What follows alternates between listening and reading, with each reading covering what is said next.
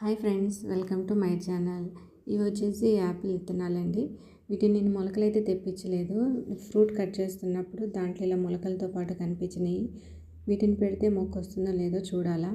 ఇది వచ్చేసి తోటకూర అండి. దీని పేరు నాకు అంతగా గుర్తులేదు, కానీ గుర్తున్నంతవరకు అయితే దీన్ని నేను కావాలని వేయలేదు మొక్కని. ఇట్లా మన ఆకుకూర వాడుకున్నాక కింద లాస్ట్లో మిగిలిపోయిన రూట్స్ ఉంటాయి కదా, వాటిని మొత్తం వేస్ట్గా ఎందుకని ఇలా మట్టిలో పెట్టేసి మట్టి కప్పేశాను.